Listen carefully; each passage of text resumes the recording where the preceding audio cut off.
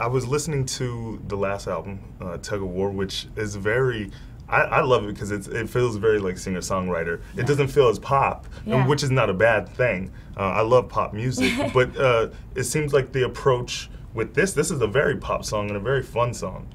Yes, and in Canada we released an EP for this song, like surrounding Call Me Maybe, and it was titled Curiosity, because that's exactly kind of what this venture was for me. Coming from a house where Van Morrison and James Taylor were being played on a regular basis, I had these like folk roots, and I think I will always have this like love of Norah Jones and those type of artists, the Jan Ardens of the world. However, I don't know, moving to the city and touring with some different bands, I started to feel the energy of the audience with these like dance songs, and my taste changed. I was listening to LaRue and Robin and Dragonette, and I think what you have with Call Me Maybe is sort of like a combination of, at the heart of it, it's still a folk song, but we kind of combined both worlds, and it's a pop folk song. It's like you kind of have that bohemian chic. You know, because it's like I like the folk aspect of it. You know, Thank you. Is that still rooted in you? I'm a hippie at heart. Yeah, for sure I am. Definitely, definitely. So, speaking of Robin, I was reading in Rolling Stone. You know, the critics always kind of give a comparison, and I read that they say you're a mix of Taylor Swift meets Robin. Wow. Well, what do you think about that? It gives me shivers. I don't know what to say other than Are you a that's, fan of Robin? I'm a huge fan of Robin, Right. and a huge fan of Taylor Swift. Of course.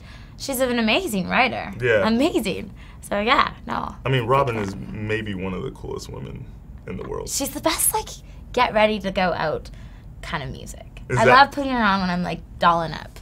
Definitely. Yeah. So, like, how about on your downtime? Whenever you have downtime, what do you like to do? Be around family, siblings? I have an older brother and a younger sister, Right.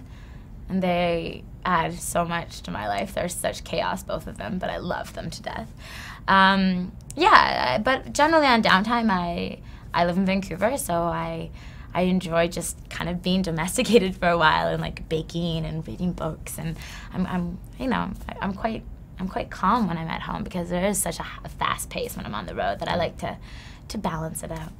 So I wanted to talk about your debut on Ellen, which was amazing. Thank you. Yeah, how did you feel about it?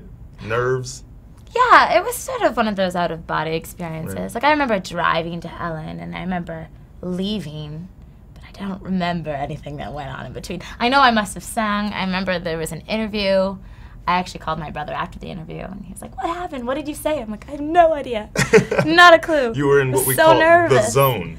Yeah. I don't remember feeling nervous. I just remember feeling like, this is intense. I watch her on TV, and now I'm here talking to her in real life. She's the best. She's so cool.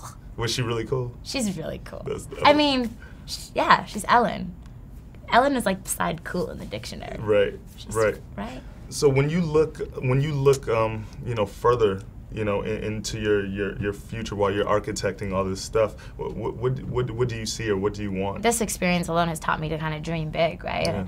Before that, these would be like, those conversations that you have and you don't really know if there's any weight to them, but allowing myself to go there, I would love to do a world tour.